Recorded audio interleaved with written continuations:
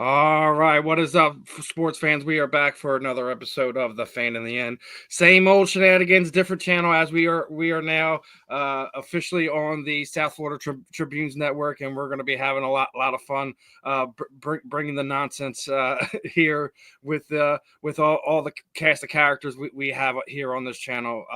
I'm your host, Steven. This is the one and only Mr. Ben Troupe to my right here, former Florida Gator, former Tennessee Titan, Tampa Bay Buccaneers, everything else in between. How you feeling this morning, my friend? Steven, listen, me and you, we gonna have to come up with the energy drink. That's what's gonna have to happen, because with all you do and all I do, we're gonna be like, hey man, the fans in the end have to. We're gonna have to. What's your boy? His name escapes me. He just retired from the Eagles. He got the wicked team. BG. What he got? BG. BG, listen, we're going to need you to help us come up with an energy drink. You can push it. You can endorse it. It's going to be, no carbs, no sugar, whatever people. But we're going to have to, the fan in the end needs to have an energy drink, and we're going to be using it every day in some capacity, no doubt. Yeah, there's always going to be that high energy coming from me, coming from you, coming from this channel. That's what we do. A lot of crazy stuff going on in the sports world and things of that nature. Want to kind of get right into something with you. It was kind of making the rounds last week as Mr. Emmitt Smith was taking exception to the Philadelphia fandom going around. Basically, he's as it was saying, like, he's sick of that not only the organizations but fans have been allowed to nitpick at the star, as he was saying, making fun of the star, and that's what happens now. All of a sudden, the last 20 years, us Eagles fans, we won 2 Super Bowls, and we think that we're the best thing on the planet. I'm gonna get into something. I'm gonna say something, and then I'm gonna also let you respond to it as well. First and foremost, Mr. Smith, you guys dust off your 30 years trophies and been shoving it down our throat. We had to listen to We Them Boys for the better part of the last 20 years. Do you really think when it was another teams in the division's time to shine, time to put their thing on it, that they weren't going to take shots at the star? You guys have been the laughing stock of the league for the better part of the last 20 years. You have been. You can't argue. You can't discredit it in any way, shape, or form. The fact that you want to sit there and say that we only have 2 trophies. So let me get this straight. You guys can dust off your old trophies from 3 decades ago, but we can't count NFC championship trophies from the 60s and the 40s as well. If y'all can dust off them old things, then we could dust off our old stuff too. And that means what? That means we got just as many as you do now. Mm-hmm. So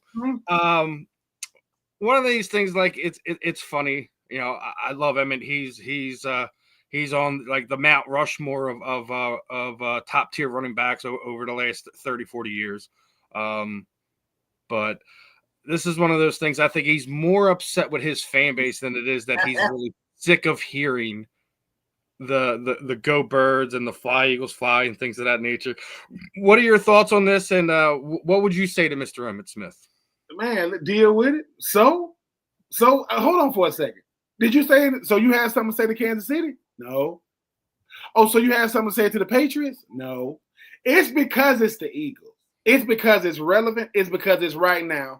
And most of y'all best players were born when y'all was winning Super Bowls. They didn't even know what a football was. I want to say Dak was born in like 93, 94, something like that. What this really comes down to is this comes down to the last person I want to be winning is a rival. And that's what's happening. And it's the Eagles, a storied franchise that has a lot of rich history in the game of football. And I think the thing is, the Eagles show that y'all over there in Dallas are just talking points. Y'all are just, somebody to poke fun at, somebody to laugh at. Because outside of the regular season, outside of every major sports network, podcast, radio show, TV show, talks about Dallas. Not because of y'all winning, because y'all Dallas. What it is they talking about the Eagles because they're winning Super Bowls. And you don't like that. And move. If people walk around you saying go Birds, you want an Eagles neighborhood in Dallas or wherever you live. Nothing validates a fan base and a organization more than the opposing team's greatest player eating sour grapes. Emmett, every time you say something about this, you validate the Eagles and you invalidate Dallas. So keep talking. And I hope they ain't got you introducing. You better be lucky you didn't introduce the Dallas Cowboys pick when they was in Philly. Because I'm just saying, this is what makes the rivalries in football legit. When I don't know what bat layer Emmitt Smith crawled out of, but when he's Emmitt Smith, so whatever he say, hey man, we gonna listen. Hey man, I'm tired of all this Go Bird stuff. I'm sorry. I'm tired of all this Go Bird stuff. You mean the Eagles? Yeah.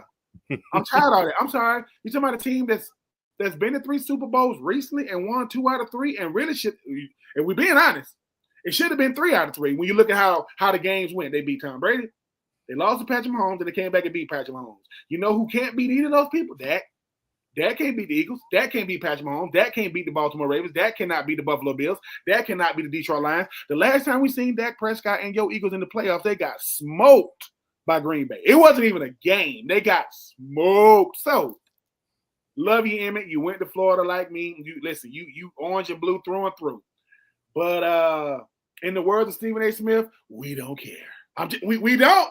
We really, really don't care, because if Dallas were winning Super Bowls, we wouldn't be able to live on Earth. We would have we got to move overseas, because you wouldn't know that the Cowboys haven't won since the 90s. Not with that fan base.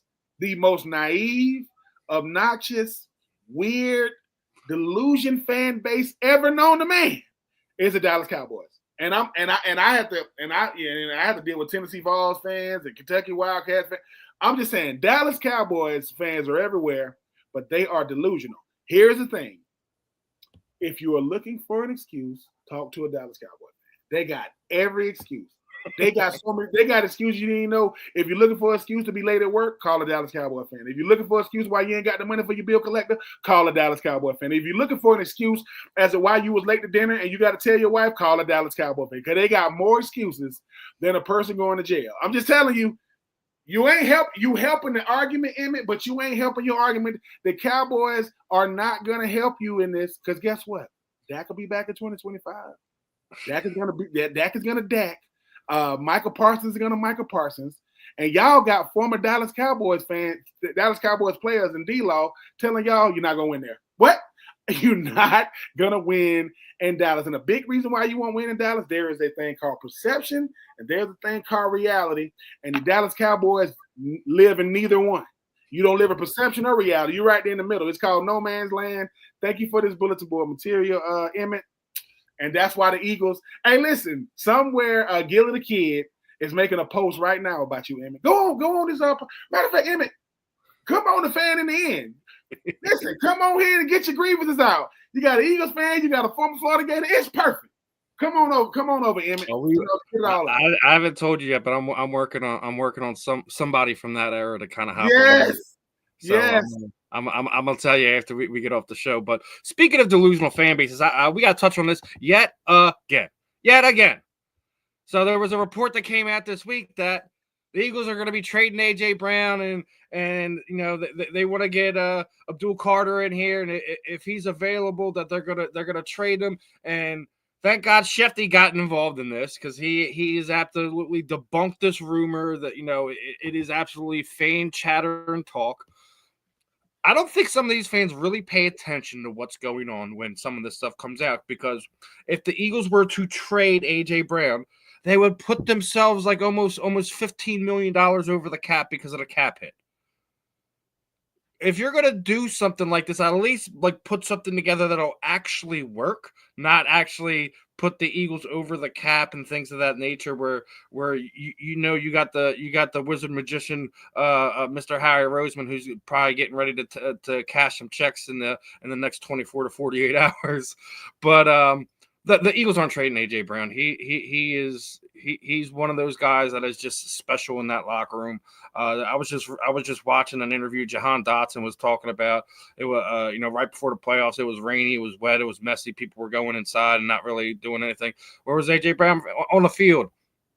To basically just using one hand, not using both his hands, using one hand, and there was not a ball that dropped the ground. So when you see a guy like that he's just a culture changer. He's a different dude.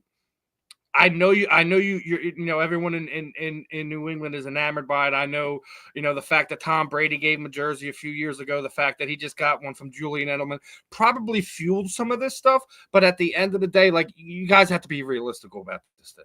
You have to be. I love the Pat fans. They're one of the more passionate fan bases around there. But this is absolute idiocy. They need to stop this and actually just worry about building your team back up from the shambles that Tom Brady and Bill Belichick left it in. This is Mike Vrabel trying to right a wrong. Mike Vrabel drafted A.J. Brown, and he traded him to the Eagles. Now, he realized how stupid I'm not calling him stupid. I'm calling the move stupid. How idiotic. Because at a certain point, A.J. Brown wanted $20 million a year.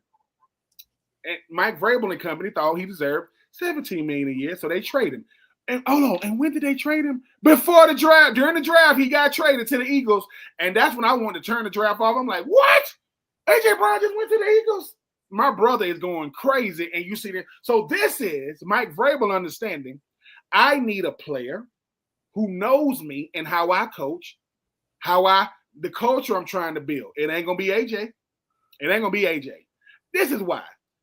Love Abdul Carter. I think he's going to be a good pro. We don't know what type of pro he's. So you're telling me I'm going to trade an unproven top 3, top 4 rookie for a top 3 receiver in the league? Yes, I think A.J. Brown is top 3. I do. I think it's Jamar Chase. I think it's Justin Jefferson. I think it's A.J. Brown. Sorry, C.D. Lamb. I would take A.J. over C.D. I would take A.J. over Tyreek Hill. Right? Yes, right now. Anyway, Mike Vrabel, you ain't as smart as Howie Roseman now. Howie is the one you traded him to. Howie was like, I appreciate you, Mike, because you don't want to pay him. I'll pay him. And guess what I've given him since he's been here? An extension. I've already given him an extension since he's been here. There are organization changes, and there are guys who shape the culture. A.J. Brown is both.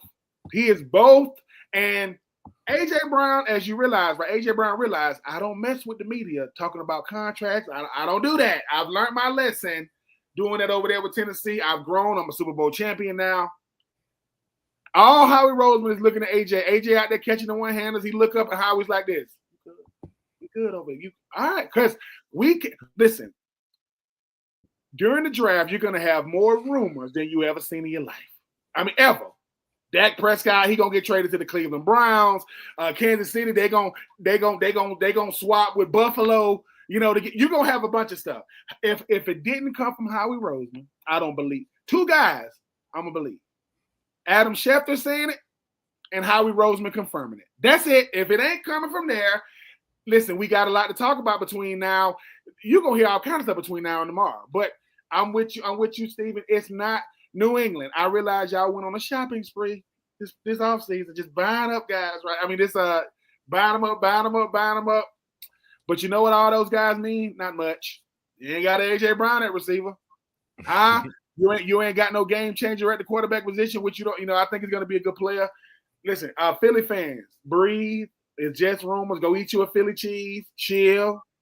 If they ain't already got traded, like C.J. Gardner-Johnson, those guys are already gone. You already replaced them. Guys getting extension like Lane Johnson. Y'all re-signing guys. It is the only thing everybody trying to see is when and how much Jalen Carter going to get. Because, my God, he is going to get a lot when it's time for him. But here's the funny thing, me and you've been talking about this, a lot over the last few months. But AJ Brown was also in the news for something else this week. Oh my! Because guess what? Philadelphia does it again. He gets his car stolen. He goes on his social media, was basically like giving the guy a chance to kind of bring it back. He had the GPS on it and everything like that. But even the funnier part about it is who was one of the people to help get the that's right. Big Dom. Big Dom had to come in and do what he normally does. But we talked about this a lot over the past. CJ Gardner-Johnson had his car stolen during his first run here. We had Ben Williams on last week. We were talking about how Bobby Taylor's Porsche got stolen out of the vet parking lot and things of that nature. Now AJ Brown is officially indoctrinated into the Philadelphia culture as his car stolen, and then everyone wonders why he shows up to the games in a Honda. Exactly. See, people. This validates what me and Steven have been saying. Didn't we tell y'all AJ has the Honda Accord or whatever. He got it. That's not what Big Dom just happened to find. Big Dom is not searching. He is not searching Philly for a Honda Accord. Like he's not. Whoever stole AJ Brown, listen, there are other ways to try to get notoriety. There are other ways to try to get known. Number one, when you show up to wherever you live in what you're driving, your family goes, "What is that? Man, whose is that?" It's AJ Brown. Boy, you done stole AJ Brown's car. Number one, I'm pretty sure AJ Brown's real car is really, really, really, really nice. Really, really luxurious. To the point where you can't steal cars that the car is the nicest thing around. Right? You can't steal a car like that. Those type of cars aren't in apartment complexes. They're just not, because why would they be? Anyway, Big Dom, shout out to Big Dom, who really earns his money as the muscle security. And obviously Big Dom made news, a couple of years ago on the sideline, pick somebody else to fight. That ain't the one you want. Anyway, AJ was a good sport about it. He said, "Listen, man, just bring the car back." Which Big Dom probably told AJ, "Listen, man, we saw who took it. We got newsflash: the Philadelphia Eagles parking lot has a camera. They can see who's coming in." Like, really? Yeah, anyway, I just think this kind of stuff is funny when it comes to Philly. There are certain Philadelphia Eagles fans. Y'all got Dallas Cowboy mentality. Y'all doing some dumb stuff for no reason. Because when Big Dom shows up and just come on out, hey, just give it. Hey man, hey, the dude probably answered the door with a tank top on with some mustard stains on his shirt, saying, "Hey man, how'd you find me? How did I?" Well, it has a tracker in it. It's probably a 2024 Phantom. It's probably something really, really, really, really nice. So I'm happy. Listen, I'm happy that he got it back. No harm, no foul. It's just a cost of doing business. CJ had it happen to him. You talk about AJ happened to him. I'm just saying, y'all want to know why Jalen Hurts drive regular cars? At least I think he does, and lives in a regular home. That's why I don't want to bring no. You know what I'm saying? So hey man, but I'm happy that he got his car back. Speaking of Jalen, we got to talk about this one, right? Jalen Hurts was named Time Magazine's top 100 influential people. We've been talking about the media in general needs to give him some love. At least the national media is starting to come around on a lot of different fronts. What are your thoughts on this one? And then I got a backup one to this one too. So what are your thoughts, Jalen Hurts? Time Magazine got it right. I mean, Jalen Hurts. When people talk about being about your business, standing on business, that's what Jalen Hurts is. He's a business man. He got married. Sorry, ladies, I got to throw that out there. Dominique Foxworth's wife. He's gone. And he just seems to be very, very poised for his young age. Like they probably called him. He was like, "Listen, I can do it between this time and this time." I believe Jalen Hurts is already setting himself up, and I'm not breaking for life after football, but for how he does on the field. His football career, he wants to be a Hall of Famer, by the way. If you didn't know, he don't want to just play for Philly and win Super Bowls. He wants to change the dynamic of what the face of the league does. He said, look, I'm not chasing regular season MVPs. I'm not chasing first team all pros. I'm chasing to be the last team standing and the MVP of that game. Why? Because everybody don't watch the regular season. Everybody might not watch the playoffs. Everybody watch the Super Bowl. Everybody. So I love it for Jalen, and I love it for the Jalen Hurts of the world, when guys who aren't the media darlings, the ones who aren't gonna get the headlines. They look for every reason to discredit Jalen. That's why he said, well, I'm gonna do something y'all can't say. What? I'm gonna do something that y'all got to agree with. Let's do it. I love it. And here's the other side of that, because on that note of the top 100, this is exactly why Philadelphia sports media is terrible. Absolutely terrible. So Mr. Spike Eskin, Mr. Nepotism in himself, because Daddy was a sports journalist here in Philadelphia, decides to sit there and puts a post out afterwards. Was Jalen Hurts played great in the NFC Championship game and the Super Bowl, but he's not even close to being one of the top 100 influential people in the world. Spike Eskin, sit your goofy butt down and stay away from sports media moving forward. We do not want to have anything to do with the Eskins in sports media moving forward. Your takes are bad. Your dad don't know how to keep his drunk ass off of females and when he's at sporting events and things of that nature. Why he's banned from Citizens Bank Park. I have no clue why the Eagles kept him as a sideline reporter, but. Like, come on, man. Are you serious? Okay. I'm going to humor you for a second. All right, Mr. Spike Eskin. So he's not. So who is? If the Super Bowl MVP is not influential, then who is?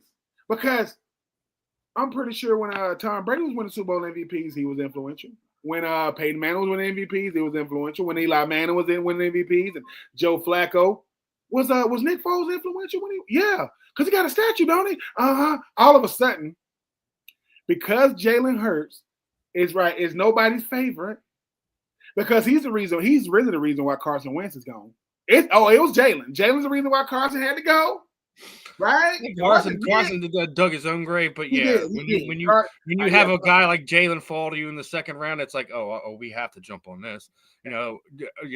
Carson's too worried about what Nick Foles is doing and doesn't want to run this offense. Is not throwing.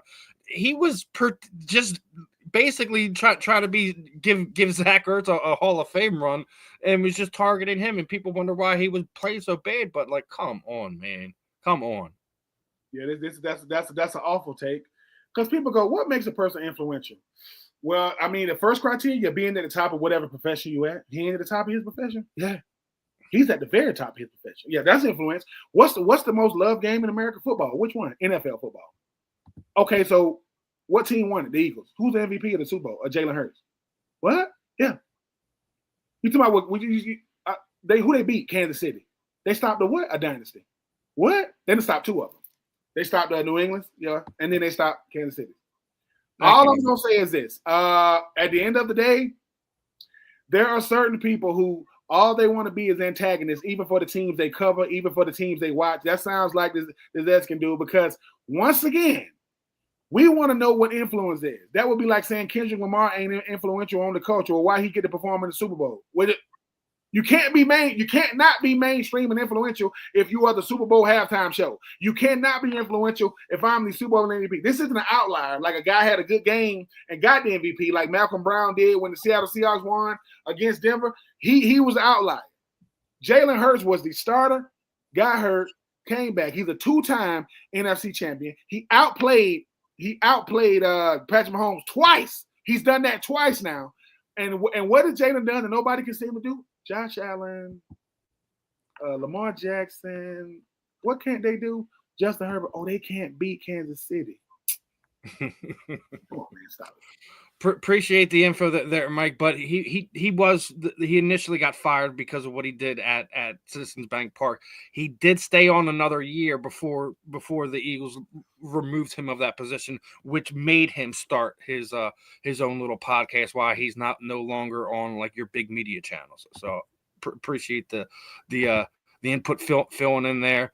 But and then we get this one today or yesterday, which was not great news is Wow. Mekhi Becton having to go out there and basically plead to help his mother get a kidney transplant and putting out the blood type and things of that nature.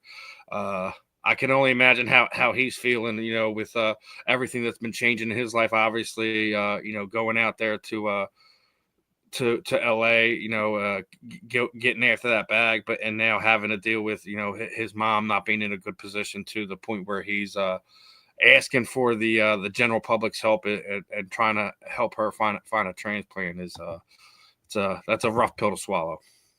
It is, and I'm screaming to the to the ceiling as well for Mekhi Becton's mom. If you are, what is it, type B plus? Was it blood type B plus? Yeah, I'll pull that. I hope. Listen. I hope that his mom gets a kidney transplant. I've heard how long that list is, how strenuous this type of situations are. But I am praying for Mama Becton. I'm praying for Mekhi as well. I hope that his mom does receive it, because sometimes when people say, "Hey man, what makes these athletes realize that real life is happening all the time right here?" So as much as going on for Mekhi being a Super Bowl champion, getting a contract extension, going to LA, his mom says, "I need a kidney transplant." So I hope that she gets it. And I hope that everybody that needs a transplant gets it, but I definitely hope Mama Beck can get it. For him to use his social media platform and his influence to say, "Hey, I am pleading, please, if anybody can help my mother, help her," because I'm pretty sure his blood type isn't her blood type. That's probably why he can't do it. So, and that's a helpless feeling, ain't it? I can't even help my mom, because even though I came from her, we got the same blood type. I am praying for Mama Beck, and I hope that somebody definitely can help her in that, because you only get one mom, and you want to do all you can for her. We think that making it to the big leagues, making a lot of money, means that because I can buy houses and cars and provide a lifestyle. Real life is how we are in our bodies and minds and spirits. So I hope that Mama Becton does get that kidney transplant, blood type B plus. Praying for you, Mekhi. Praying for you, Mama Becton. And then the other side of this, when we're talking about it, is 9 times out of 10, when you find a donor, the donor isn't somebody just donating it because they're no longer with us. They were in an accident or something to that nature. That's the only way a lot of these people are able to get some type of organ donation. So yeah, definitely one of those rough things to swallow, but don't want to dwell on that too much here. But was talking to you about this one. Now we got Mr. Cam Jurgens, about to go into his second full year as the Eagles center, and he is now officially the second highest paid center in the league. Could not be happier for that young man. And then what we were talking about, you go look at that offensive line now, like you literally have the whole line locked up for the better part of the next 2 to 3 years. So, I mean, y'all, listen, like I say, man, I'm gonna just keep saying this about Howie Roseman, man. His timing is impeccable, and the reason why I say it is, you notice that all those 4 names we just seen. 1 year, 25 years, 3 years, 66. No one guy on that list is making the same, and no one guy on that list is bickering, because everybody's getting paid. And I think that's the thing about what Howie does. He looks at the average, he looks at the experience, he looks at what you've done, and he said, "Hey, Cam, you ain't gonna be the highest paid. You're gonna be the second highest paid." All right, and it's like what makes a GM good is not taking care of the guy, not taking care of the guy, taking care of the guy and the guys around him. I'm going to do Lane. I'm going to give him his 1 year. Then I'm going to come and give Cam, because it's a respect thing. It's a hierarchy thing when you start talking about a guy like Howie Roseman. But that's why he is who he is. Let me get these trenches right. Let me listen. And I love Jason Kelce. Haven't missed him. I'm telling you, Jason Kelce's Hall of Famer. Him and his brother, Travis. And Jason Kelce is gone, doing great things in the podcast world and the sports analytics world. Haven't missed him.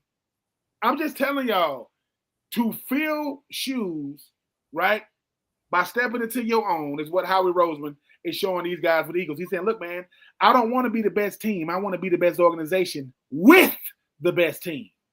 And that's when the front office makes the organization, the players make the team. So what do? I'm gonna make sure this front office is right. And how do you show guys appreciation? Them ducats, them greenbacks, that cheese, that bread, that money. That's how you show appreciation. Because you can't eat no Super Bowl ring. How many guys got a Super Bowl ring and moved to other places? And I'm not mad at them. Either you moved on your own or you got shipped with CJ. So I'm just telling y'all how he gets it. Because when I take care of my guys gonna take care of me. They're gonna say the right things. And hey, man, second highest paid center.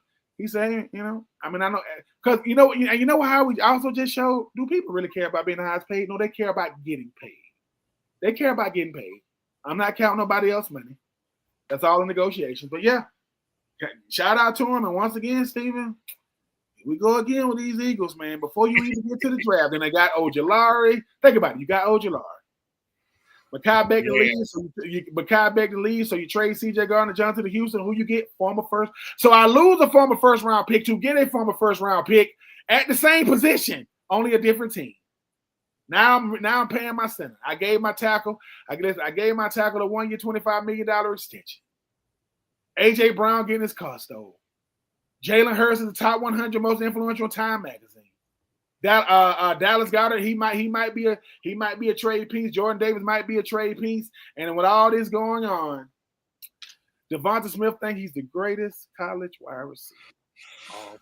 And actually, there's another thing I came across that was pretty interesting. I don't know if you know why Fletcher Cox retired, but he had a family member pass away, and got a pretty large family to take care of, and he's been taking care of his his brother's family and making sure that they're in a good place and that they're being provided for and things of that nature. Man, this just what makes that group a little bit special. I mean, obviously, Fletch didn't get the second ring. He retired the same year as Jason Kelce did.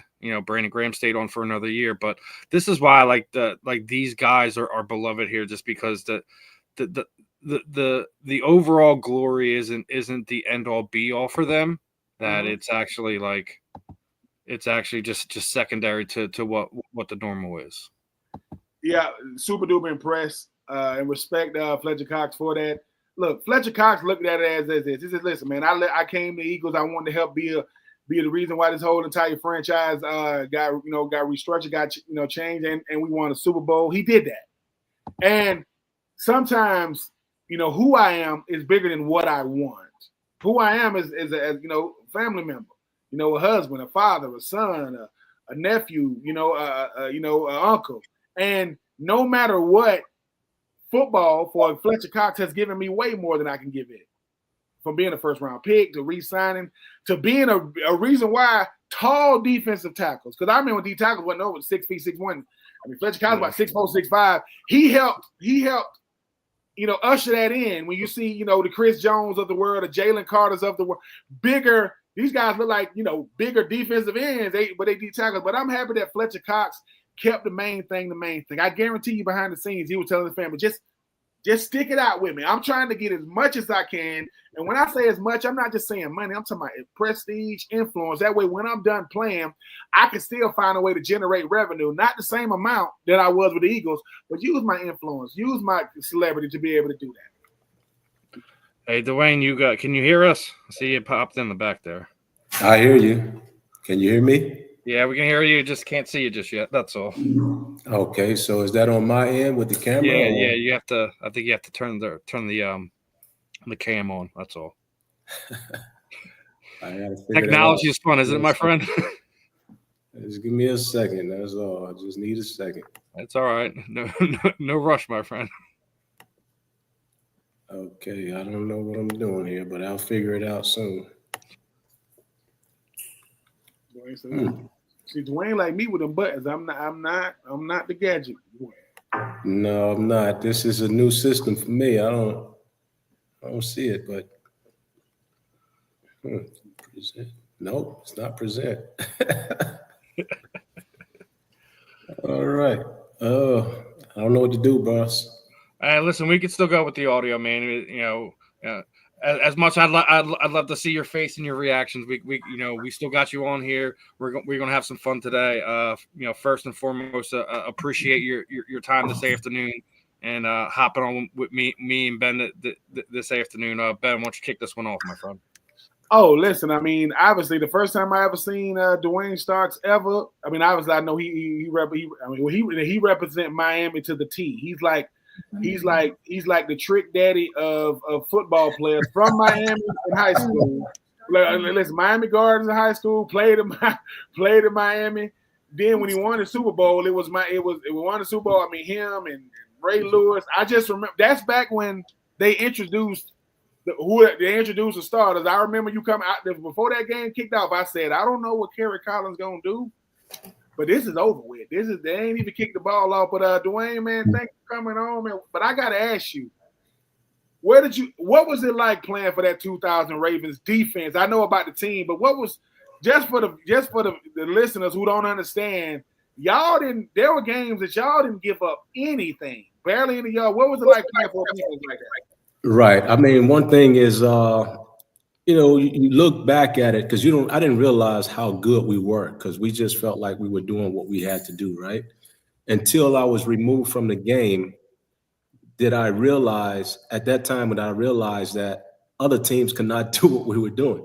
Until this day, it still hasn't been done, right? Fewest points.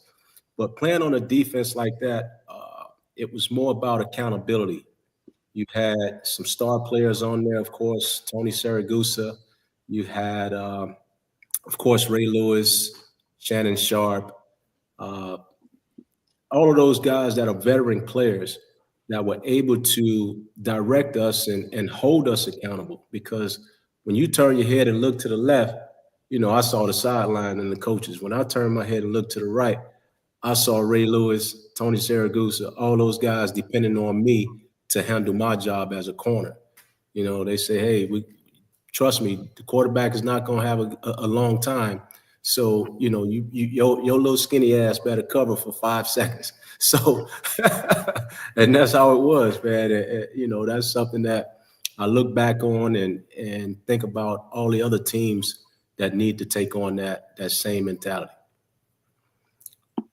Yeah, but you say Duane, you say that, but that's a lot on a young player. And the thing about it is at what point did you realize I can handle it? It's one thing to say, yeah, that's a lot of accountability. I mean, that's Big Sam Adams, that's Tony Siragusa, that's Ray. I mean, that's Ray Lewis. Right. Y'all had it, but then they look out there and you say, all right, youngin, we gonna handle everything. If they want to run the ball, may God bless them. They ain't gonna get much, but the only chance that the team had was trying to put in there. When did you realize, all right, not only can I handle playing on this defense, I can handle the feedback that I might get from some of these veterans? I mean, you got to think about where I come from, man. I came from Miami. It's no tougher football being played. I know it's argumentative, but there's no tougher football being played than in the city of Florida, in the city of Miami, Florida. Coming up at the University of Miami where everyone holds you accountable. I played with Ray Lewis at the University of Miami. I, came in the offseason and worked out with guys like Michael Irvin, Leonard Conley, Al Shipman, Yatil Green, those guys that I played with. And, man, the mentality that they had, I feel like I can step into any situation. There's nothing that's going to be better than this in my situation, my path of coming up against great athletes. They're in the NFL doing great things. And then we're working out with us in the offseason, and I'm doing great things with them, competing with them. Like, that gave me all the confidence in the world when you talk about the University of Miami and its culture to step into any program. It's definitely that culture down in Miami. It was something different, me and Ben's talked about it a lot over the past month. Just the names that came out of there over the 10-15 year span. It was just the who's who of star players / Hall of Fame players. and things of that nature. But one of the things that I did want to talk to you about, like as we were going through some of the stuff, was seen, like, since your post career life has been kicking off. Tell us about the trust. Tell me how did that your relationship with that all came about. So the trust, I actually met one of the guys that got me involved in the trust when I was doing my MBA class at George Washington. And he actually left the class to start working with the trust. And he thought back that, here in Miami, my relationship with all the other guys here, the University of Miami players, the Miami Dolphin players, all the NFL players that has chosen Miami and Florida to be their home. So he thought back, he said, hey, I'll be a great fit to help guys understand their benefits, we have a different culture now here, man. Not just anybody gonna call down to Miami and be in good grace with all the guys. So he was like, man, I was the perfect person to fit that void. So, once they got me involved, it was easy for me to reach out to a lot of guys that lived here and, so forth and so forth, just built off of that and letting them know about all the different benefits that they had with the NFLPA, even extra, what the benefits that they had with the NFL. So that was very helpful. And that's how I got involved in the trust. I mean, Duane, that's saying a lot, though. I think you, man, when I was in Tampa for 4 years, I was down there. You might have been our rep. It might have been my rep when I was down there. But that's saying a lot, though. What Stephen don't get about what you just said is when it comes to players, man, we really, really fickety. We don't deal with it. We deal with each other, but not for real. We know each other, but not for real. What was it like when they said, Duane, look, man, you the connector? Because if you've never been to Miami, and obviously I've spent some time down there, Miami is, you talk about it as a who's who. No, you better know somebody if you in Miami. That's just how Miami is. And to know that you've been able to help a lot of players, because I think one of the big stigmas of players is we don't ask for help. We've been taught, man, don't tell nobody, you don't need. But the trust does incredible stuff. I learned about the trust when I was living in New Jersey, being right across the water from the football offices. But how many players how has it been for you being able to make sure these players understand that, going back to school, they'll pay for it? You talk about health and body and different stuff. How has it been for you making sure that you are connected to these players who a lot of times don't think they got these type of advantages out there? Well, first thing first, I mean, when I'm able to help a player, take the next step in improving his life, rather that's saving his life with sending him to one of the affiliates that we have in Cleveland Clinic to get a brain and body exam. And so, they end up finding out something wrong early. It's pleasing to me that I was the reason I saved someone's life or saved someone's health conditions because they caught it early. That's one of the good things about my position and what I take pride in. But overall, just being involved in someone's, well-being, notifying them on the new benefits, the old benefits, because you got to think about it. Before the trust, some of these benefits didn't exist. So it's still fairly new. I know 10 years has rolled by, but since 2012, when the trust was formed, 2012, 2013, when the trust was formed, a lot of these benefits wasn't available. So, I take pride in just being that go-to guy, being that connector, because sometimes you got to wonder, like, what is my life all about, right? And you think about, what do people know you for? And I was always that go-to guy, like, hey, someone fly in town, hey, D Starks, do you know this? Do you know that? Hey, D Starks, I want to do this. Can you help me out here? And, sometimes my wife used to call and be like, hey, your phone stay ringing. Like, well, who are you? Right? What are you doing? So I think that it just put me in the right position at the right time. It's an invaluable thing, man. Like, it's one of the things why, I like having, some of the former players on who are actively involved into in the PA and things of that nature. So, maybe somebody comes across it who might be a little apprehensive to reach out, still a little caught up in their ego, things of that nature. So they know avenues that they can reach out to. Like, it's, what me and Ben were talking about, a few weeks ago with the unfortunate passing of Kyron Lacey, where I'm sure he just felt there was nowhere he could have turned before everything that went down with him. So. Right. I mean, we're, things like that, man, we try to step in front of.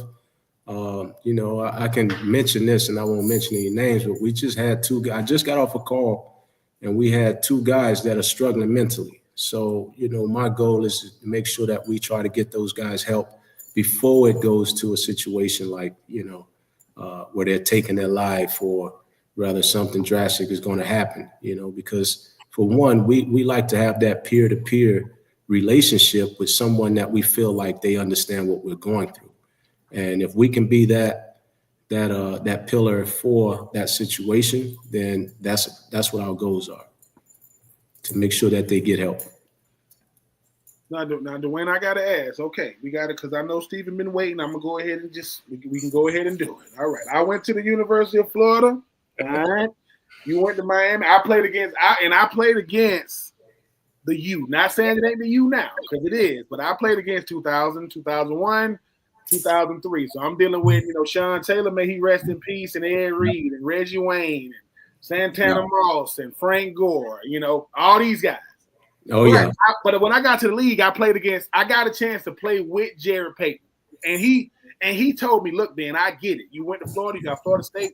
And he always say, but the U is different, man. And he would tell me how it's different. I got a hurricane great on here, Duane Stars. These stars. In your opinion, what makes Miami different than any other school in the world? Oh, man. Not to brag, but there's always been a debate about where the best athletes come from, right? Yep. They always talk about Miami, which is true. They always talk about, Dallas. They talk about Texas, Louisiana. They even throw, some other states in there. Georgia, of course. And there's no one that invented swag like the University of Miami has invented swag, right? I think we have always been the forerunners of creating what football is supposed to be like. Making national news, we was that most hated team, and you can talk about that now. We got Notre Dame coming up now, season opener. You do that research on that story, you'll understand why the University of Miami has the swag that we have, has the history that we have. And I don't think any other team has really, or any other school has really came to be close to where we were. And I'm not talking about championships. I'm just talking about an aura of who the Canes are. We can talk about wins, we can talk about losses, and we can talk about different decades of success. But I have guys calling me, man, how do y'all, it's the same question you have. How do you guys stick together as a family? How do you guys, how did you guys do it, right? And it's just different. It's just different, man. It's that upbringing, it's that culture. So I don't know. Maybe it's the strip clubs here in Miami. I don't know. Because we took over. We got a lot of recruits that way back in the day. Miami recruited me when I was in high school, but I'm from Georgia. That would have been just a little bit too far for the family to be able to come. But I will say this: everybody has just because I went to the University of Florida doesn't mean I'm not admire of what you guys do down there. Yeah. The moment for me in Miami, it's a bunch of them. I saw Santana Moss. Santana Moss, one of the most explosive receivers and players ever come through college football, let alone Miami. He scored a touchdown. As soon as he scored, he took it, he ripped his helmet off. He had like cornrows in his head. He had like a he had the freaking wave cap on his cornrows, and Right. to the camera like I'm the truth. I said, wait a minute, you can do that? Like you can, and to me, he didn't get a flag.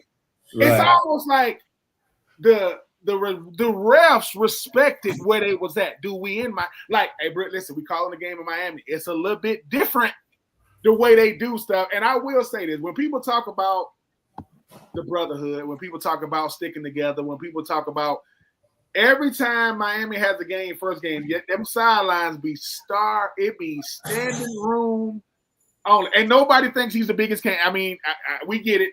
Michael Irvin gonna tell you I'm the biggest Miami. We get it. Some way he's streaming right now with a U shirt on, going crazy. But I will say I do admire that about y'all because, you know, if you went to Miami, man, y'all boys do stick together. It's almost like, I mean, when Sean Taylor, may he rest in peace. I mean, we came out in the same draft in 2004. When he lost his life, it hit me like I played for Miami. I'm like, because he was there is special and there is Sean. He was I met Sean Taylor when we was coming out in 2004. I met him in Detroit, and we was in his hotel, and I walked up to him. He had to cut his dreads off or whatever. And before I could say a word to him, he said, "Troupe, you think they gonna like me?" And I look at Sean. I say, "Sean, if they don't like you, I'm gonna head back to the airport. If they don't like you, I mean, what am I gonna do? I'm interviewing for a coaching job because, like I said, I played against Troy Polamalu. I played against Ed Reed. Ed Reed is the greatest bow-legged, pigeon-toed athlete you ever seen in your life. Man. And even those guys, I played against, Ray Lewis and all those guys. When Sean Taylor played football, I would tell him, I appreciate you dumbing down your talent a little bit today for me, man, because I know what you're capable. As a Cane yourself, what was it like watching a guy like Sean, that big, that fast, that strong, that athletic, at the safety position? Sean came after me, but during that time, I had the opportunity to come back down to the University of Miami when I was injured. I think I was in my I think I might have been in my 5th or 6th year in the NFL. And coming back to the University of Miami, watching this kid in practice, watching him in rehab, watching him in training, all of those, I was like, wow, he's a big safety. That's one. We didn't have many big safeties. But I was like, yo, this kid is good. And then I didn't realize until he got drafted how good he was, because you got to think about during the season, I'm playing, I didn't watch a whole lot of college football then, but I did watch the University of Miami. And just seeing the things that he would do, seeing the things that, him following the footsteps of Ed Reed, man, it's just amazing knowing that he will knock your head off, knowing that he's a true leader, and knowing that he represented the Canes the way the Canes should be represented. And that's an amazing feeling to see that. And you can't do anything but get behind those guys with support, being there for them if they have questions. And, and that's pretty much it, man. He's an amazing kid. And I just hate the fact of, the outcome of his story, but it's his legacy now, and we just got to keep living with it. Yeah, I mean, it was a lot, man. It was great.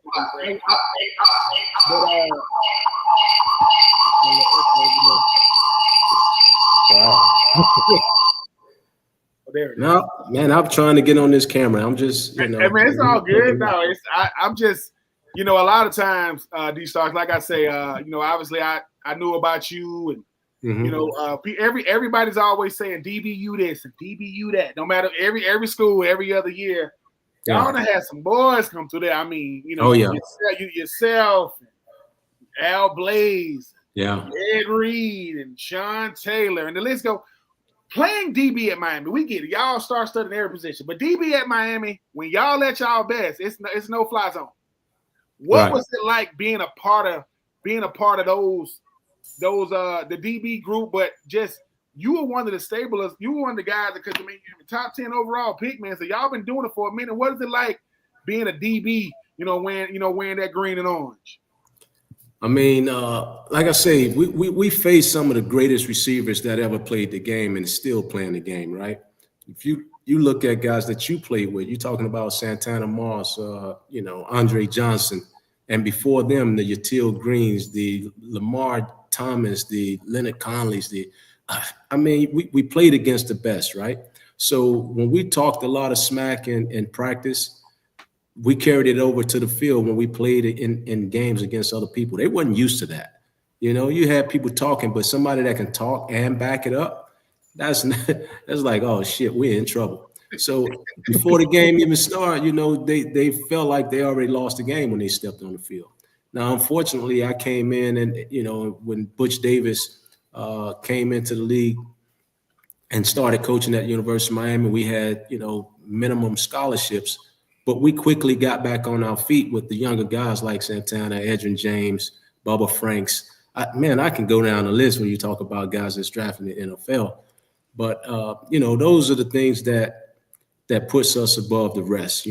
Being the defensive back at the University of Miami, we played against those guys. We practiced against ourselves, and we felt like we was practicing against the best.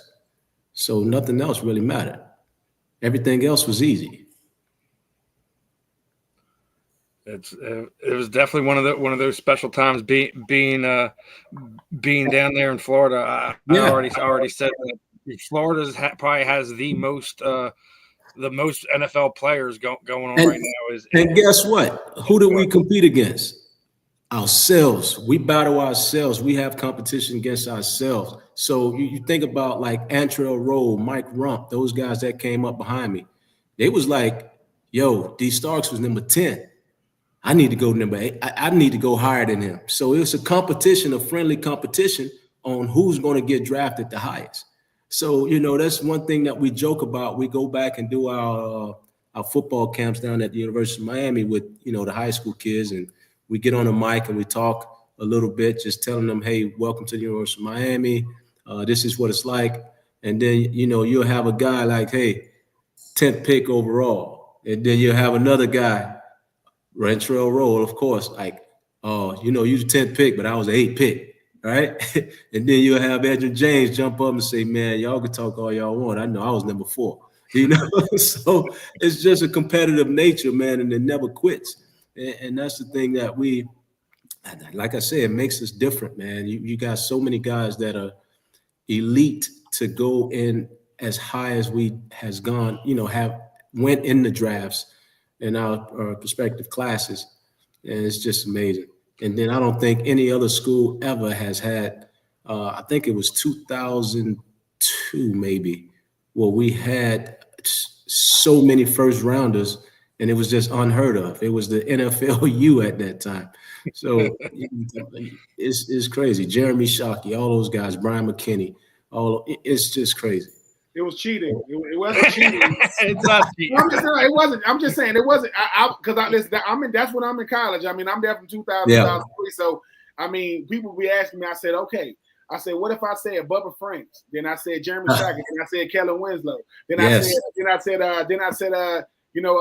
Jimmy Graham. Then I said Greg Olsen. Then I said David Njoku. That's their tight ends back to back. Right? That's like the only reason why. What's his not Frank Gore, the one that played behind Clinton Portis? No, the one that got his knee tore up in the national championship game. McGahee only played because Frank Gore got hurt. But Frank Gore was number 2. I think about this. Hold on for a second. I say, wait a minute.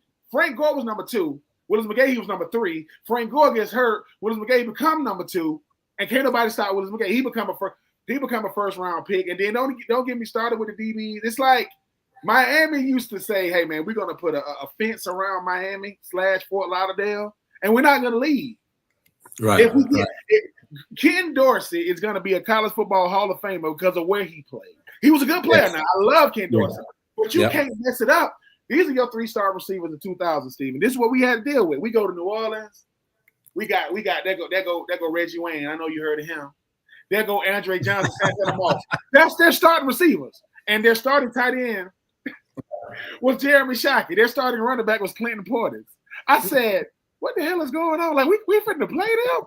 So, And some consider that 2001 Miami the greatest team you ever seen in college football. And in Miami's view, they say, well, that was one of the greatest because, dude, we was doing that. It used to be every coach came through Miami won a championship. No matter who you were, you're going to leave with a chip. And like I said, I got them glory years, when you guys was we played. And then they had this bum at kick return. I don't know if you ever heard of him. His name is Devin Hester. I'm just saying, what are you gonna and we go down there in 2003, my senior year, and our special team coach, he don't get it. He said, listen, fellas, I know his name is Devin Hester. We gonna kick it to him. We like, why? Like, why would you? Devin Hester got eyes everywhere. I don't know how he does it. We kicked it to him and he sounded up the band. Touchdown. Mickey's so then he's saying you need to go to make your game public, I think he says. To help you out. He said go to settings and make it public. I think that's what he's saying. Yeah, I mean, he's trying, Mickey. He's trying, my friend. Man, just look at what you're talking about, man. So many players, and you think about it.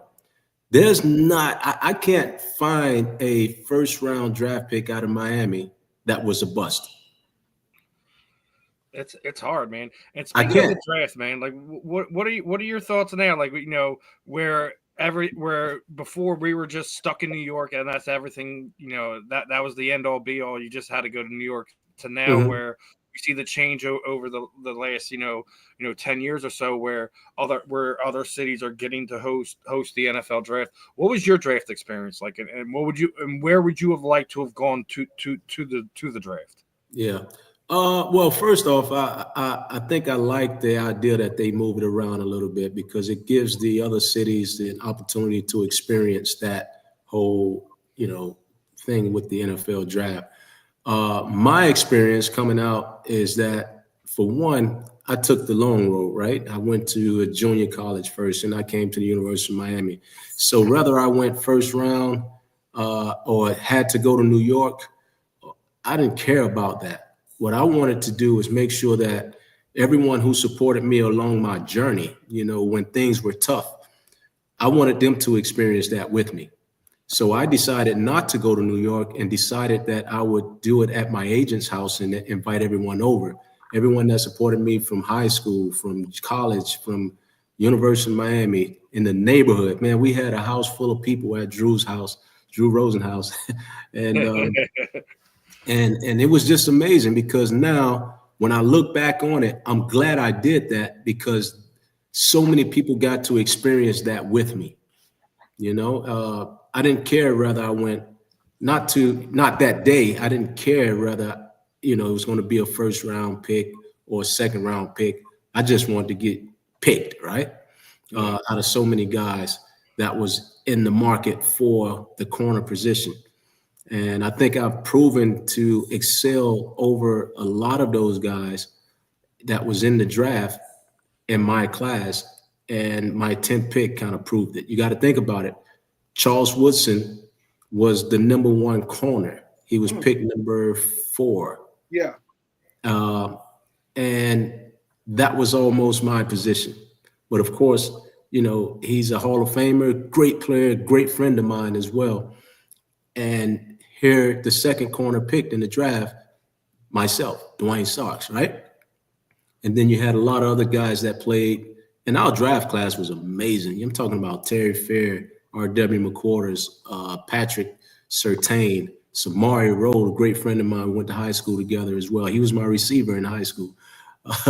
Terry Cousins. Duane, that's cheating again. I played with Samari Rowe when I went to the Titans, and outside of being able to wait, I said, Samara, do you wear the same size shoe as me? Like, yeah, man, I'm like a 13, 14. I'm like, but he can pick him up and put him down on, man. Samara. Yes, man, he has giant feet. We used to call him doorknobs. So his head and his feet was the biggest things on his body. Doorknob, that's a good one. But a lot has changed in the NFL, and I want to get your thoughts on this one because I came across this one, and I do think it's one of those weird rules. Do you think the NFL should change that fumble touchback rule? it just got introduced a few years ago where if you're in the field of play and you fumble it out the end zone, that it's a touchback, not a touchdown. Well, that's kind of tough. I mean, it depends. If a guy does not have possession when he's crossing the goal line, then of course it should be a touchback. I remember my rookie year running Huntley down in the Pittsburgh game and punching the ball out, and it went out the back of the end zone, and then it was a touchback. So that was. I really don't have a strong comment on the change on that, and I don't know what difference that's going to make. I mean, quite sure it'll make a big difference, but I just stick with what it is now. Hey, listen, my Eagles have benefited from it, a few times since the rules changed. So I'm not going to disagree with it. I just know there's some people, that are upset with it. I know some of the offensive players that don't really care for it. We just drove all the way down the field, and then right. Listen, that's why there's two sides of the ball, man. Like, it's a game. Football is a game of inches, man. Exactly. So, you don't have it all the way through, then it shouldn't matter. Yeah, no, you gotta keep doing it. Like they say, a fumble is a fumble, right? Oh yeah, and listen, and them DBs gonna let you know. They gonna be the refs for you. They're gonna let you know. They're gonna look at their ref. Like, no, that's a fumble. They're gonna get it. They're gonna run up. They're gonna run this. They're gonna look at the ref, make sure the ref get the call right. Tell that receiver what I told you, and run up because DBs got the best memories. The shortest memories in sports, but you just said something I want to touch on. You said when you got drafted, you got Pat Surtain. Pat Surtain, the second, just won Defensive Player of the Year. I know you've seen this youngin play, man. I mean, that big. Oh, yeah. What do you like about Pat? What is there not to like about Pat Surtain, the second game, man? Man, listen, you got to think about this too.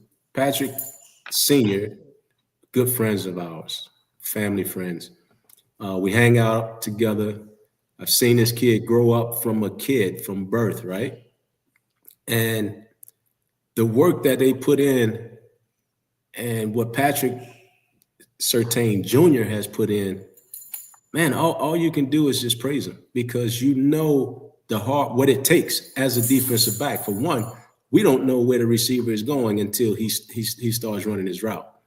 So for him to be as good as he is definitely on Hall of Fame and putting up Hall of Fame type numbers. He is a very, very competitive kid, and he works hard, and he's a classy kid. That's saying more than anything. He's a very classy, respectful kid, and he deserves everything that he's getting. I can't agree with you more. Like he's one of these guys where we're seeing a lot of guys from your generation, their sons getting into to pro sports, regardless if we're talking about football and you get into other sports, you're starting to see a lot more of it. It's really good to kind of refreshing to see the next generation of athletes kind of come up. We already had Asante Samuel's son has been right. for a while now. This year we're going to be looking at what Deion Sanders' lineage is going to be like. Obviously, right. a different position and things of that nature. Everyone's has an opinion on Shedeur Sanders. Obviously, Daddy's probably one of the how would I say this? He's a boastful guy, and he has no shame in telling how it is. I love Deion. Do you think some of the criticisms of Shedeur is a little bit over the top? Everyone's like, oh well, he's not the best guy out there. Then I'm seeing stuff today. Oh well, his interviews are terrible. He's going to be dropping out of the first round and things of that nature. Are we having these conversations if it's not Deion Sanders' kid? I don't think so. I don't think we're having these same conversations. But as you know, the celebrity life is under the spotlight, right? So it's all criticism. So even if you don't know the kid and you know that that's Deion's kid and he's getting all of this publicity, people are going to find negative things to say. Oh, he's not all that. Let's knock him off his high horse. He's a great athlete. Is he the best? I mean, I wouldn't say he's the best that we've seen. Not a Michael Vick caliber player. Yeah. And the same thing. He works hard. He understands the game, and people are going to try to knock him off his high horse. So I expect that. Now, where he gets drafted is all about who needs him, right? And that's one thing. It only takes one team to want you. And I know that when it comes to draft time, they play a lot of games. They put this negative stuff out there sometimes just to get an opportunity to pick you. I know how that works, Ben. So it's just one of those things where, and I'm sure he knows how to handle it. He's been in that lifestyle for a while, from the time he stepped on the football field.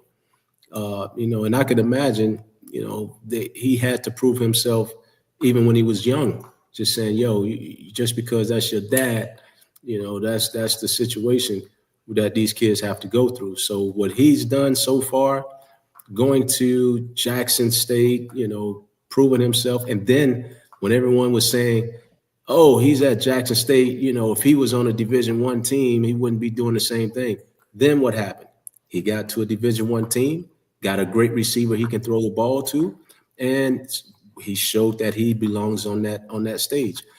I think the same thing could happen with the NFL.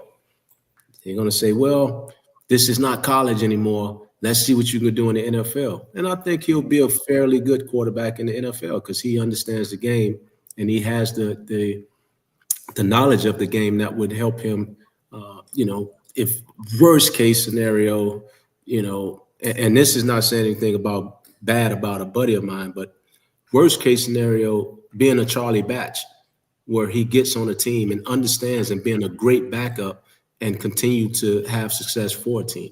So those are my thoughts on Shedeur. But like you say, going back to the kids, right? The players that played and their kids. You got Tutu Atwell, who just signed a great deal. Great friend of mine. I grew up with his dad and hang out with his dad every now and then. And you still got other kids that are coming along the pipeline. Daryl Porter's son, he's pretty decent. And my son now I might have to get a blood test. He's about 6 feet. I'm only 5'10". So, and he just turned 15. He's over 6 feet, and he's really doing this thing now. Like, when you have a kid, you're like, whatever, man, and talk smack. And then when you see him out there playing and he's doing all these amazing things, he's surprising me as a parent. And I know I've already put the work in with him, and he's going to be someone to look out for in the next couple. He's only in the 9th grade now, going to the 10th. But, man, watch what happens. Yeah, hold on, I'm about to say, you ain't saying these stars. The only person that's going to not believe what you're saying is people don't know football. As soon as people know, so you're going to have two people saying, they're going to say, who kid is that? They're going to say, that's Duane Stark's kid. What? Oh, yeah. because sometimes, right, that's how it should be. It's almost like Jason Taylor's son. He plays tight end at LSU. He's coming out, right? Sometimes when it's like if your child don't pan out, they're going to say, well, why didn't he pan out? And I said, listen, he's out there with the best. But if he does, it's like, I'm going to keep on saying this. I'm a talent agent, and Michael Jackson's son come in, and I said, that kid can sing and dance. Yeah. I mean, because some things, Duane, you ain't going to have to teach him. Some things, he's going to show you, hey, daddy, you don't got to show me everything. Like you give me some tools. Because you can, and he gonna get out there and say, "Look, man, I got your DNA running through me now. I know how to be a dog out here. If I don't know how to be nothing else, I'm gonna be a dog out here. Meaning, I'm gonna have a receiver life real bad. So certain things you got to talk me into it. As soon as I go, Starks. Where do I know that from? Where he from? Miami kid. Is his daddy named Duane? Yeah. Okay. Well, show me somebody else. Why? Because look, I'm not saying he's got to be his dad, but Asante Samuel Jr. plays like his dad. That's how he plays. He's not exactly him, but he said, "Look, throw the ball at me and watch what happens. I'm a ball hog. I don't care nothing about having 100 tackles at corner, but throw it at me consistently. Watch what they're gonna try to get." So I just think that, man, a person like yourself, you've had an incredible career, and it's still going, even with what you're doing with the trust. What is Duane Stark's most memorable athletic moment with all the things you've had in your life? Oh man, athletic moment. You know, a lot of people talk about the Super Bowl interception, right? I gotta pull it up right here. There it is. Yeah, a lot of people talk about that, the Super Bowl interception. But I think my most memorable moment was my first NFL interception. I think I jumped so high that I saw the top of the stadium. Mm. Hey man, when And when I came down on my back, I saw all the stars that ever exist in the sky. Listen, that was the stars from you hitting the ground, or was it just? Yes. Was it And I had the biggest knot on my back, but I had the biggest smile on my face because here I am, a rookie, proving myself to be the 10th pick, value of being the 10th pick, running a guy down from behind, showing my speed, showing everything that the Ravens saw in me, and then showing that to the fans and everyone else and to the NFL culture that D Starks is here to stay.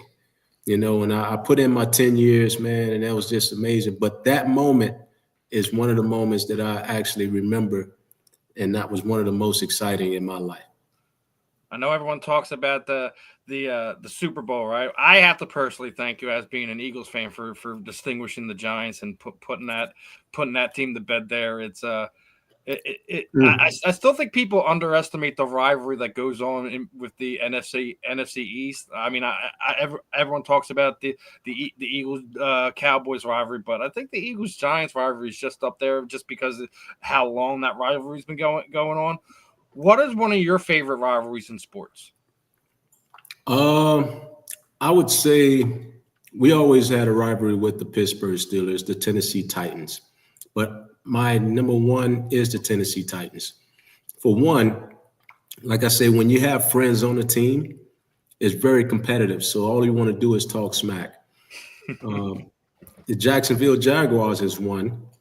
I had, friends. Fred Taylor was a good friend of mine. But Tennessee with Samari Rowe being there, and we went to the same high school, and it was a big rival game because of Eddie George, and some other players that I knew. They were always in the way,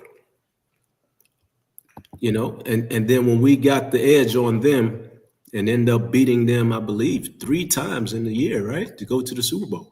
Yeah, I mean, I got drafted by the Titans. They always talk about that. They said you went up against when you was with the Ravens, you was going up against like Derek Mason. Yeah. And the thing was, D Stark, you and D Mason remind me of each other. Y'all not the biggest dudes, but y'all got 7'5" games. Like y'all boys can do it. And I can only imagine because there's nothing like a cornerback when you look behind you and that safety wave at you like it's just you and him. What is that like though, D-Star? Like, what is it like when they saying, D-Star, listen, we got some stuff going. We got to deal with Eddie George in here, right? We got to deal with Steve McNair in here. All right, we got to deal with them. What is it like when you go, all right, I'm a play head up inside. He's not getting inside release. He's not getting this post. What is it like when you know it's one-on-one and you got a guy like Derek Mason who, if he could do nothing else, that man could get open and he can run route. I ain't gonna lie, it's nerve-wracking as a motherfucker. But because, as I said earlier, if I get beat, who do I have to answer to? Ray Lewis, Tony Saragusa, Rob Burnett, Rod Woodson. It's like, I don't want to listen. So I'm in line like, okay, I know what I want to give up and I know what I don't want to give up. We can survive if I give up a 5-yard catch. I cannot survive if I get beat deep, right? We're not doing that. So one thing about my game, I was a great tackler. You barely was going to get away from me. So I'd rather give up a 5-6 yard catch and just play the rest. And then when I turn to the right and see all of those veterans over there, it's like, all right, young fella, it's time to make a play, So, and that's what we had to do. That was my mentality, man. That was my thought process. And I say it was nerve-wracking. You got guys like Jimmy Smith, which was one of the toughest man, he belongs in the Hall of Fame. Jimmy Smith was one of the tallest, fastest receivers that ran every route at the same speed. And anyone know anything about football? When you have a tall receiver, I don't care how big he is, how tall he is, when it's time for him to run routes and get into an out, a curl, that whole body has to come down, and it slows everything down. But when you talk about a guy that can do that smoothly, run routes like a Chad Ochocinco, and and still have the top speed, man, he was tough. He belongs. Hold on now. You had to deal with Jimmy Smith, but then when you say, "Oh, here come Keenan McCardell," there he go. Yeah. So Keenan, I was good with, right? Keenan, he was a little slower, smooth, but he had great hands. If the ball came anywhere near him, I don't care if it came down to his toe, he's catching it, right? He's gonna find a way to get his hands underneath that ball and catch it. So Keenan McCardell. What was the other receiver they had? He was pretty tall. It started with a P. Pink something. Pinksley. I think I know. Pinkney. Y'all, you hold on, D-Star. You said something that might be the greatest explanation I've ever heard from, because I've heard a lot of DB when you said, "Man, I gotta decide what I want to give up and what I don't want." Because I'm gonna give up something, but I got to decide what that is, and I got to say, okay, I can give this up. I refuse. I can't. Because like you say, I look to the left, I see the sideline, I see the stands. I look to the right, that goes Sarah Dulfer, that goes Sam Smith, that Sam Adams, that go Ray Lewis, that go Rod Woodson. I forgot about God. That go, and it's like that's a mentality for you. Like, all right, going into the game, I already know what I'm giving up today. I'm gonna give up a couple of hitches. I'm gonna come up. I'm not giving up no double moves. I'm not giving up no because. And now it kind of makes sense because the DB goes, look, man, one bad play, that's a touchdown. Yeah, you got to understand. Go ahead. You got to understand your situation, right? My situation is I'm on a history-making defense. So, like you say, we went about 4 to 5 games without scoring an offensive touchdown and still winning those games, right? So if you know you're in that situation, just give yourself an opportunity to line up again, right? Mm-hmm. Give myself an opportunity to line up again. 1 first down not going to hurt us. Now, 10, 12 first downs down the field, we've been through that situation. But at the end of the day, that red zone, oh, that's a monster. I don't have to back up as fast. I don't have to worry about getting deep. Oh, you quarterback, you better be a beast. You better be accurate. You better be that guy, because if you give me an opportunity to jump a route, let's go. It's pick 6 time. Now, I want one more before I let you go and give Ben his final question. You've already spoken about it. Like, I think when we talk about great defenses, your Super Bowl winning defense is one of the team's names. They talk about the '85 Bears. Who are some of your favorite defenses to watch? Over the last 5-10 years. Who do you think would hold up to that? Is it the Seattle's boom defense? Sonic boom. Yeah. Man, I look at Seattle. Seattle had a great defense. I like them. They tried to compare them to us. I think they were pretty good, but I don't think they were any 2000 Ravens. Pittsburgh Steelers, I really like their defense. They were really good, and I can take my hat off to them. The season that they had, the year they won the Super Bowl, definitely, I would say they were right up to the caliber where we were. I don't know if I would say better, but they were definitely right up there with the caliber type of defense and style defense that we had. Palomalu, man, what's his James? What's his back? Come on, man! Like, those guys were good, right? And if anything about breaking the record, I think they might have been close to doing it. Defensive wise, being the number 1 defense. I don't even think we were the number 1 defense. I believe we were number 2 behind the Tennessee Titans back then in 2000. But the fewer yards, not giving up touchdowns, and doing the things that we did made us different. But if any teams that I would put somewhere along the lines of where we were was those two teams, the Seattle and most definitely the Pittsburgh Steelers. Before I get to my question, the only defense that remind me, D-Starks, of you guys was, I mean, I get you with Pittsburgh, I get you with the Titans, I get you with Seattle. 2002 Tampa Bay Bucks. That's the they were nasty. They were nasty. Yes, you're right about that, man. You I know forgot. Man, Dexter all the Jackson. Florida boys, Orange Sapp, They're the Florida boys again. Yep. Yeah, you're right. Stinging my heart over here, bringing up those Buccaneers. you are 100% correct. They did have a great team, but you know what? And I can recall this. Actually recall this. I did not want them to be that good because we had just accomplished. We had just accomplished the success the Super Bowl before. So yeah, but man, that team definitely one of the great ones too. I mean, I want to throw this one in here before I leave it over to Ben. Philadelphia Eagles defenses, looked pretty good last year. Obviously losing a few pieces. Do you see them having an opportunity with having guys like a Jalen Carter, having a Quinyon Mitchell, a Cooper DeJean? You think they have a chance to get another Super Bowl in here within the next 5 years? Within the next 5 years, it's hard to say, man. We have too many moving pieces now. Just like college, you got too many kids jumping in the portal. You got too many contract issues with the NFL, and that's just going to be different. Now, I got a good story for you, Stephen. Now, you know how close I was to being a Philadelphia Eagle? How close were you? I mean, me and Ben were talking about it a few weeks ago. Mr. Emmanuel Ocho said basically we didn't have a before Darius Slay. We didn't have any lockdown corners here in Philadelphia. Man, listen.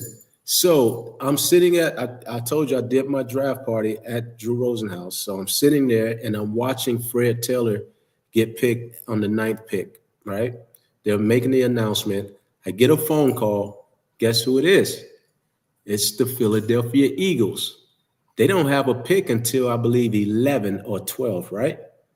So they was like, "Hey, Duane, you ready to be an Eagle?" I'm like, yeah, man. I'm getting excited about going to Philly. I'm telling, my family, Philly. And they quietly like, yeah. And all of a sudden, Drew Rosenhaus comes in to the room like, no. You got another call over here. You got another call over here, right? So now I tell him, hey, I got another call. But when I talk to you, the Baltimore Ravens, hey, we got the next pick. Are you ready to be a Raven? And I'm like, oh, shit. So I'm like, dang, sorry, Philly. Now I'm telling the family, Ravens. They were like, yeah. So that's when it all happened, man. So listen, you're a Philly fan. I was almost a Philadelphia Eagle. If it wasn't for the Baltimore Ravens stealing our thunder, you'd experience what it was like in Philadelphia. I mean, yeah, that would have been a great fit either way. But I'll stick with that ring, that team that got to the Super Bowl first. Yeah. I mean, it took us till 2004 before we got there. So yeah, I think that's a fair trade-off. You got there, so you're good. Yeah, but it's a fun time here in Philadelphia. Obviously, we're 24 hours away from the draft. I've already seen reports where other GMs are saying they're blocking the 215 area code. They don't want to see Harry Roseman's name anywhere this week. It's definitely a fun time. The draft's coming up. We're going to see some guys, get their names called, change the trajectory of the rest of their life. Before we wrap this one up, Duane, what I typically do is kind of throw the proverbial microphone over to you. Anyone you would like to thank, tell people where to follow you on the social media sites. If there's anything you want to plug, tell the listeners, some of the stuff going on in your life. Your nonprofits, any camps you got going on. The time is yours, my friend. All right. Well, definitely, man. I'd like to thank you guys, man, just for having me on today. it's just amazing to what the podcast world has changed, man, and the exposure of what is available for guys like myself, guys like you. Um, what I have going on. I'm building out a network of athletes, entertainers, and celebrities that are basically, it's called the Star Biz Exclusive Network. So what you'll see is players, celebrities taking advantage of their brand, partnering with different companies, doing their appearances through that, and actually being an owner of the company. So everyone would have stake in the company. So you don't have that. You have a lot of talent agencies, and you know how that works, Ben, where you have this company that's utilizing your brand, bringing you out. They'll pay you here, pay you there, but when they sell off their company, we don't take advantage of that. We don't get a piece of that. They just move on and on to the next. So I've come up with something that is very beneficial, doesn't change our lifestyle, but it does actually bring in a new ownership and a new brand to who you are and what you're doing and your lifestyle. So that's the Star Biz Exclusive Network. Of course, I have my foundation, the Duane Starks Foundation, where I'm always giving back to the community, giving back to kids, and lending a hand here and there. So that's one thing. I'm just like a jack of all trades, trying to do everything. So, but here I am, man. That's me. If you want to reach out to me, at @dstarks22 on Instagram, at @dstarks22. That's me. Hey, man, thank you guys for having me. I appreciate it all. Thank you for coming on, Big Stark, man. I'm looking at your Star Biz right now. I don't know what buy-in is, but I'm trying to be a part of that way. When people say, "Listen, man, you play with these Stark?" Yeah. I played with them Ravens teams. I was in the back though.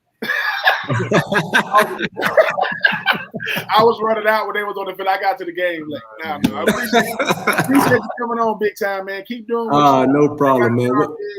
And listen. Yeah. I'm gonna be watching your son. My daughters live in Florida, man. So I'm gonna be like, listen, can't no receivers get open. That's that Starks boy. He all over the field like his daddy was, man. Oh yeah. Hey, listen, I every day he's surprising me with something, man. Very athletic. All the high school coaches here is talking good things about him. So he's gonna be in high demand after this next year. Yeah, he's getting there. He's a ninth, 10th grader. He's getting ready to start having his name called out a lot more. So things are about to get interesting in the Starks household. Always appreciate any of the athletes' times hopping on here, regardless if it's guys like Duane Starks. Any of the guests that we've had here on the Fan of the End over the last few months. We always appreciate your time. Anything that we can do to kind of help you guys connect with anything you want to do. As we're now part of the South Florida Tribune over here. If you guys need an article written up, you guys got an event going on or anything like that, please let us know. Anyway, we can help you guys get your message out to people. All right, cool. So we'll make sure you have my contact, because I'm going to need some branding and some marketing, because I'm about to launch this company. As you can see, I'm revamping that whole website and getting everything in order, because I should be launching soon. Well, anything we can do, the South Florida Tribune, Ben, anything like that, don't feel hesitant to reach out. Anything we can do, we would love to do. Thank you very much. So enjoy the rest of your afternoon, and we'll definitely do this again sometime, my friend. All right, great, man. You guys take care. You too. All right, bye-bye. All right, everyone. That was the one and only Duane Starks. Hopefully next time we get him on here a little bit more prepped, and we can get the video going. But hey, listen, he'll be back. These Starks will be back. Is definitely great getting the insight from him. Former Super Bowl champion. As always, the stuff that these former players that are doing to kind of connect one another, to kind of to keep the brotherhood going, as Ben likes to say. I love that. One of the things I wanted to talk about before we get ready to go is Ben, why didn't you tell me you had a signing coming up, brother? What is this? Yeah, man. It's in what's going on here? It's in June. So I got reached out to. This Listen, man, I got a signing coming up in June. Yeah. June 21st. Listen, I'll be doing so much stuff, man. It's gonna be, it's gonna be in, not too far from the crib. That's why I can do it. I said, man, how far are you away from me? So yeah, we got a signing coming up. Myself, what's his name? Quincy Carter gonna be there. Quincy Carter gonna be So we're gonna. I'm gonna have plenty of stuff. I'm gonna be talking a lot of trash to Quincy Carter. It's all in fun. Played against Quincy. So yeah, I got a nice signing coming up in June. If you're gonna be in the June, but yeah, that's what we do. So anyone in the Chadworth, Georgia area, come June 21st. Chadworth, Georgia is the home of Billy Napier, the head coach of the University of Florida. That is his hometown. So, guys, make sure you guys are heading over to J&M Sports Apparel. Grab your tickets. Meet Ben. If you wind up catching it through our show, make sure you let them know like this. Yeah, man. I saw y'all in. I said okay. And then when I meet you, I'm gonna say Steven said he need that $1,000 from you. What? Well, I mean, listen, I always show you guys love, especially when I know you guys got stuff going on. Hopefully my plan is that all you guys that we get on here is hopefully we can all get together, do some type of seminar or something like that, regardless if it be down in the Florida area, Georgia area, up here in Philadelphia. We're gonna figure it out. Listen, I ain't going nowhere, Steven. I'm gonna be right here talking about a winning football team, and then when I say go Birds, it's Dirty Birds, so it ain't real. Y'all say go Birds. Hopefully, your team's trajectory will change in 24 hours. Come on, hours. Michael Penix. Come on, baby. Let's do it. Now the draft is here. Obviously, what are your hopes for your Birds? I want to get your thoughts on it. The draft is 24 hours away. We all know Kirk Cousins is probably going to be moved out at some point in time. I'm listen, because real life finna come. I'm finna get ready. I'm gonna give you my thoughts, and we're gonna finish it. Maybe we do another show later on in the week because I got to go pick up my little one. She ain't. Yeah, I know. But I will say this: I just hope we get a defensive end. I don't care. They got to project to get the kid out of Marshall. Steven, just listen. Terry Fontenot, look at me. Look at my face. Do not mess this up. Do two things. Get you a defensive end, and Kyle Pitts better not become an Eagle. That's as long as those two things don't happen. I'm just telling you, get a defensive end because we need defensive help. If Kyle Pitts gets traded to the Eagles, I don't know where you live, Terry Fontenot, but I know where you work. Don't play with me, man. Don't play with me. Oh man, it's a good one. Great show today. Obviously, time works in the way it does, and we'll either be back on actually Sunday. I forgot about that Sunday where we're injecting a female into our madness.